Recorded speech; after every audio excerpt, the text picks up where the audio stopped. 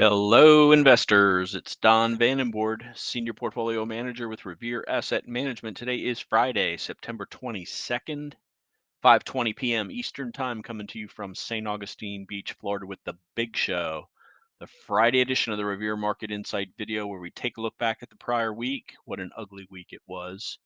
Take a look ahead at key levels for next week and review the world famous 21 over 21 leaders list. Let's get right into it. State of the market, we're in a mild correction, mild relative to the indexes. We're a little more than 6% off of the recent highs. See over here on the trend gauge, we've got a lot of red that was introduced this week as market leadership fell apart. You'll see that when we get to the 21 over 21 list. And then the 5 major indexes that we review in all of these videos, they are all beneath their declining 21-day exponential moving average, beneath their declining 50-day moving average, and we've got a mixed bag relative to the 200-day moving average, as the 3 large cap indexes are above the mid and small cap indexes now, with 3 to 5 closes below the 200-day moving average. So what just happened? Well, let's go back to Wednesday, where a very hawkish Jay Powell sent the markets in a tailspin. Very weak close. Go to Thursday, we had a gap down and a close at the lows. Thinking we're starting to get stretched to the downside, right? Well, sure. So we gap up this morning, rally into late morning, and then completely fall apart. This is typical of weak markets.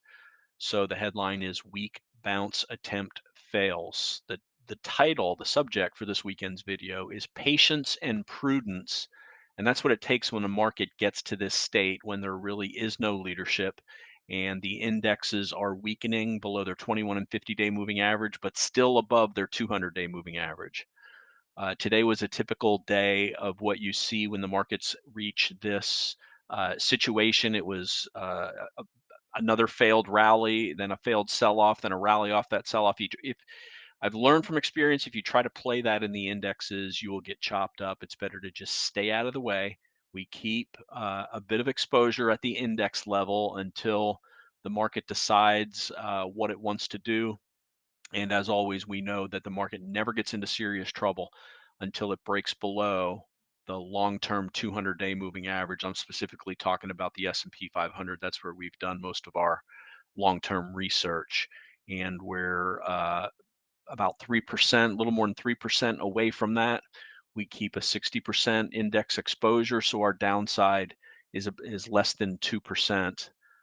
Before we would go to all cash, we got out of our last position today, NVIDIA, for non-taxable accounts. Taxable accounts, we're still holding if you had large returns, and we're looking at putting a hedge on next week if we break below the 400 level, which has been a nice support area for NVIDIA. So bottom line, weak bounce attempt fails. Here are the numbers on the day. So after a gap up across the board this morning, had the reversal. Our 8 growth ETF composite down 1/3%. S&P 500 gapped up 1/4%. Ended up down. It was up more than 0.5% at one point before reversing, ending up down about 1/4%. NASDAQ flat. Dow Jones Industrial Average down 1/3%. Mid caps down 0.13. Russell 2000 small caps down 0.3%. Global Diversified 60/40 stock and bond up 0.05%. Stocks down. Bonds with a bounce, meaning bond yields, which had gotten stretched to the upside, pulled back a little bit today. In-house GROTECTION down 0.13%. Let's dive right into the charts. Well, let's go with NVIDIA here. And I mentioned that we sold this. We bounced the 100-day moving average yesterday and tried to rally. 420, if you look here, is kind of a key area. It played a support and resistance level multiple times, going all the way back to the prior earnings gap up. When we ran into 420-ish today, that was the same time that we hit the highs of the day on the S&P 500. went 15 cents above yesterday's high. That's right into the lows of 2 of the 3 prior days and promptly reversed along with the indexes. And we just went ahead and locked up the 56% gains for clients that got in March 24th, I believe was our buy back here after it broke out of this level. So the remaining clients that we're still holding it for, will, as I said, will be hedging another if we break below that 400 level that you can see has also been providing support over the last several months. And let's go to the indexes where we normally start here. So here's the S&P 500. Let's bring up a 5-minute chart here. You can see the big negative sell-off after the Fed gap down, close at the lows, a little bit of a gap up to 43.57. That this is kind of a resistance area, 43.50ish. You can see it over here before we broke down after yesterday's gap down. So that 43.50ish to 43.60 area will act as resistance. That's where we failed on the rally in the late afternoon today off the bottom, and this was a pretty rough decline here from 43.50 to 43.22, and then a very sharp bounce. And these are the kind of things that can try to suck you in. But I've seen this enough times to know what I would have been tempted to buy some things, let's just say years ago. But I know now you really need to wait until the wind is firmly at your back. Um, and again, this vicious rally off the bottom, you could have easily, but we've been talking about this big multiple levels of support from 4,300 to 4,330.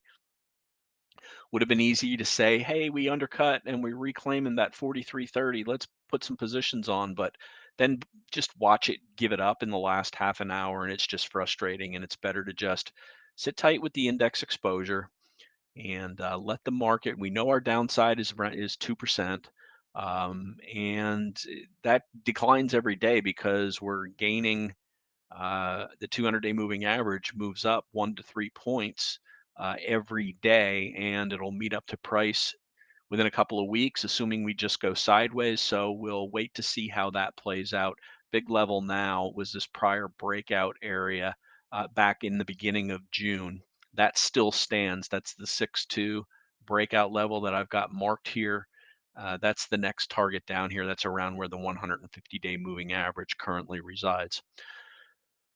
So there's the S&P 500 next week. Key level to look for is this 100-day moving average, which is starting to flatten out, but it's still ascending.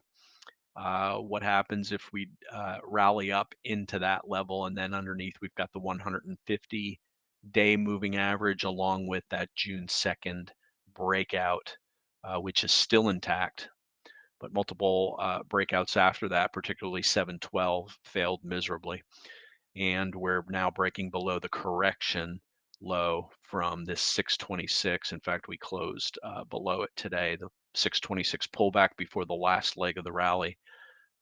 So now we're entering the second leg of a pullback off of this high, 4607. Very frequently you see downtrends happen in 3 waves. That's another thing that we'll be on the lookout for. Let's go to the NASDAQ 100. Well, back to the Dow. I just want to get this number. The 200-day moving average, 3.1% above the 200-day moving average on the weekly chart, 2.7% above the 40-week moving average. Okay, back to the daily chart and to the NASDAQ 100, which is still very extended from its 200-day moving average, 9%. On the weekly chart, from the 40-week, 8.1%. Pretty much the same chart pattern as the S&P 500, although we haven't undercut the low from August on the NASDAQ 100 yet, but the rally up this morning failed right near yesterday's highs and that 100-day moving average. That'll be the key level to watch for next week. Let's go to the Dow Jones Industrial Average. Weaker than these two, but still better than the mid cap and small cap indexes, breaking back below that 34,000 level, still holding the 200-day moving average. But note how the 200-day is it flattening out or is it negative now? It actually is. Okay, it went negative, positive, negative. So basically it's flattening out right around that 33,800 level. That will be spot to keep an eye on next week.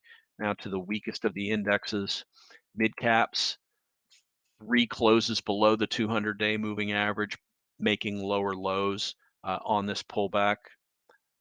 This actually is not the weakest. The small cap is the weakest. And this now with 1, 2, 3, 4, 5 closes below the 200-day moving average, which has now rolled over and has a negative slope. Terrible relative strength going back to the beginning of August in mid and small caps. Let's go to the VIX.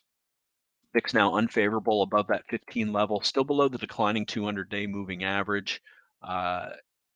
Was down quite a bit all day today or in the morning, but then as the indexes started coming off, it spiked and closed near the high of the day. What do we want to see? Well, certainly we don't want to see big spikes, but sometimes you need that fear to put a bottom in. The fact that we're only at 1720, somebody asked me a good question, why do you divide by 16? Well, there's a complex formula. Just summarize it by say it's the rule of 16. You divide the VIX level by 16, so in this case a little over 1, and that's the expected volatility on a daily basis looking forward over the next 30 days. So there you see the VIX also not favorable now. Let's go to the dollar. Speaking of not favorable, dollar making a higher high just on an absolute tear. Normally the dollar is only this strong during worldwide economic crises, but it is what it is. And geez, if we get a true crisis, can you imagine where the dollar's going to be going? Everybody talks about the dollar's toilet paper, how weak it is. It's not. It's I mean, if you want to look at it as being the cleanest dirty shirt, okay, but it is the strongest of the major currencies. How did this cross over to the precious metals? Normally an inverse correlation. Uh, Gold up 0.3% today. You can see not making lower lows the way the dollar's making higher highs. So that is a bit of a positive divergence. And you can also see the relative strength compared to stocks in the dollar also. GDX, same situation, not as strong relative to the metal itself, down 0.14% today. That closed that weekend late. It was up most of the day. Silver ran into the 50-day moving average, closed. It was up on the day, but at the lows of the day. Bitcoin, tight range down 0.37%. Now let's flip the bonds, which were very extended to the upside. Rally up in bond prices today, meaning a little bit of a pullback in bond yields.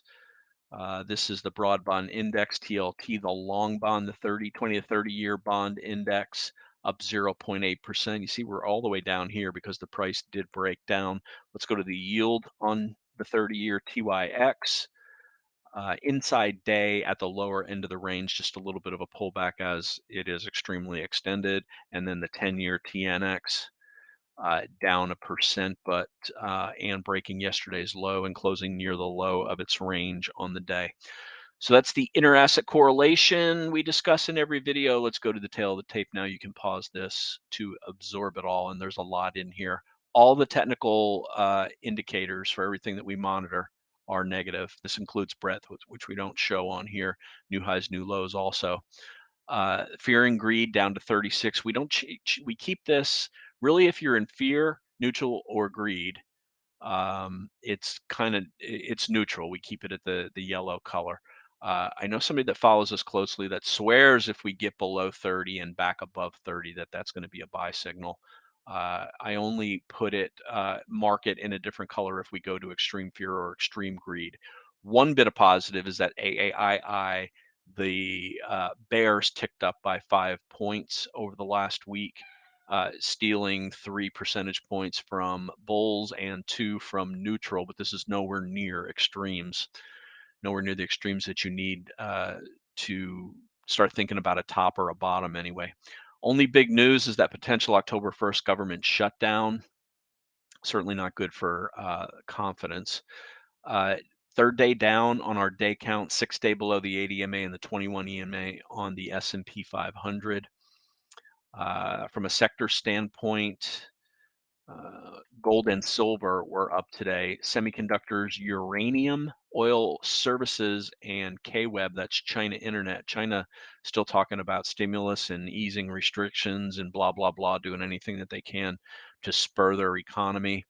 On the downside, regional and large banks, financials, real estate, uh, XLY, which is consumer discretionary, led to the downside by Tesla, which got hammered today, down 4%. No strength at all today. Even during the rally, it was red. Biotech also weak. In-house, I mentioned we sold that NVIDIA in non-taxable accounts. Dropping our beta down to 0.61, and that's basically 30.5% in SSO, which is the equivalent of 61% in the S&P 500. The rest is in cash and T-bills, down just to holding SSO and NVIDIA and taxable accounts, which we'll be looking to hedge. But the bottom line for the week and today, weak bounce fails, large cap indexes are second close between the 100-day moving average, which is also the 20-week moving average, and we'll see what next week brings. Let's get to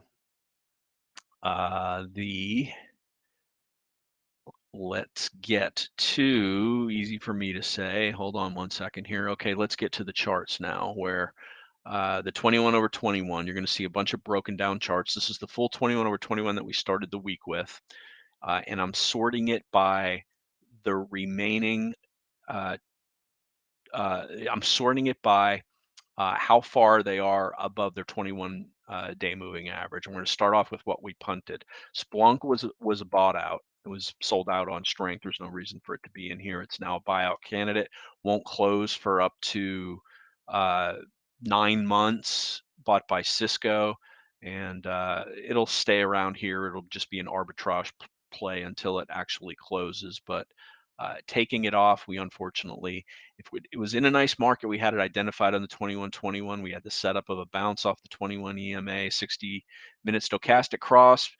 In a nice market, we might have bought it. Not in this market. Last 3 times we've tried to do this with nice growth charts, we ended up taking tiny losses, 0.1% losses. That gave us feedback that we needed on the market, that just wasn't working. So keep an eye now on the daily chart and the weekly charts of these stocks. So we booted Splunk. One that we know that we're adding to take its place is Akamai. Great looking chart here. Gap up, formed a flat base. Gap up on its last earnings report, formed another flat base. Not really making any progress since the gap up, but some relative strength over this last week. I'm not aware of any significant news, but it's tight. It's at the top. Not the market to be buying stocks in, but aren't a lot of growth leaders that were up 3% on the week the way it was. So that's the one that was added. Now we'll go to where are these stocks relative to their 21-day moving average, and we'll start with Elastic. Looking good. Another one that's a gap up and higher high since it's gap up. Superior relative strength, up 1.6% on the week. Good looking chart. And I mentioned, these things. I went into detail in yesterday's video about what we're looking for. We're looking for relative strength during a consolidation, something that's at the top of its base when we get a follow through day, and volume comes into it and pushes it higher. And that's certainly not the market that we're in right now, but that's what we're keeping our eye out on. Next up is Dell. 2% today, up 1% for the week, consolidating after its gap up. Cameco, this is a uranium stock, and we mentioned how uranium has been hot. Pulled back to the 21, bounced up 3% on the day, down less than 1% on the week. TBT, we took our profits in this yesterday as it got extended. Interest rates pulled back today. We very likely will look to reload this when it's not so extended if that trend up in interest rate persists. Nutanix, very strong at its high volume close after pulling back and bouncing off the 21, down less than 1% on the week. There's Akamai. CEIX, coal stock, pulled back to the 21, down 4% on the week after just a tear since its last earnings report. CrowdStrike, Several cyber stocks are holding up pretty well, namely CrowdStrike and Zscaler and Okta, down 1.7% on the week, sitting on its 21-day. Weatherford. Now we get to the ones that are breaking below their 21-day moving average, and we'll be punting these off and seeing what we can get see if we can cobble together a reasonable 21 leaders list over the weekend when we do our sector work. But this is Weatherford, strong oil stock, but oils are pulling back now, down 6% on the week. Array broke the 21 today, the strongest of the solar stocks. NXT is another strong solar stock, but down 6% on the week. Eli Lilly, we got stopped on our this is one of those that we did the 60-minute stochastic buy on, but that pulled back, broke to 21. We got stopped out for a small loss on that. Still looks fine, but down 4% on the week and breaking the 21. NRGU, we booked our profits on this when it was extended. Last week and early this week, we have been considering reloading it, but this oil pullback doesn't look like it's over yet. But we are down to the 50-day moving average or I'm sorry, the 10-week moving average on the weekly chart, but down 9.6% on the week. We're happy to have done our offensive selling in that one. NVO, quality control issues in one of its U.S. plants, down 4% on the week, breaking the 21.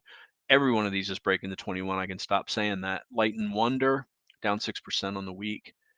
Vertiv Holdings, we got stopped on this week, down 4.5%. Uber got stopped on this, down 6.5%. Tesla, terrible day today on fairly heavy volume. Well, 9% above average volume, down almost 11% on the week. The bloom seems to be off that rose too. DraftKings breaking, down 10.6% on the week. AppLovin down 12% on the week. AEHR down 9.4% on the week. Celsius down 15% on the week. I mean, the leading stocks lead until they don't, and when they start to crack like that, you just really have to be quick to take your profit. Sometimes you'll get shaken out, and you need to set a pivot alert to get back in.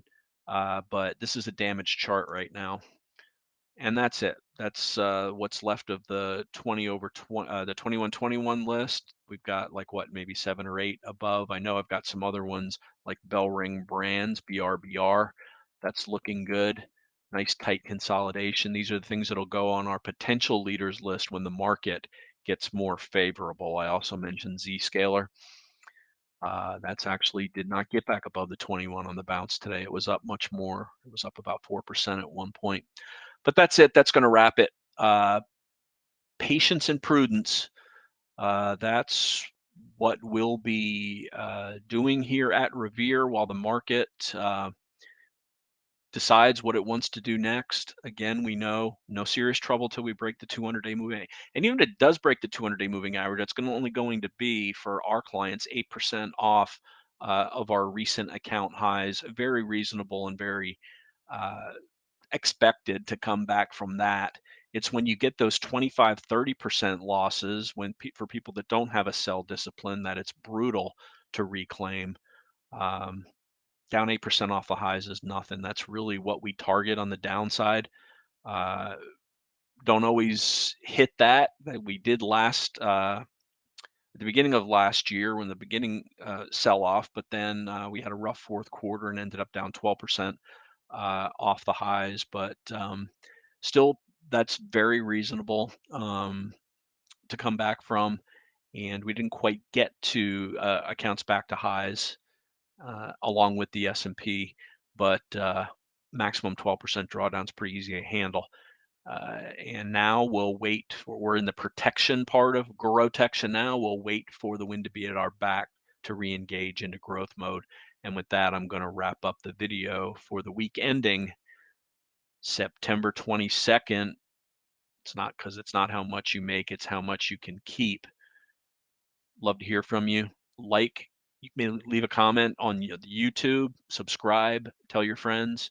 If you want to reach out to me, the email is don@revereasset.com. If you're interested in becoming a client, it's dan@revereasset.com. The phone is 855-REAL-WEALTH. That's 855-732-5932. And with that, we'll wrap up.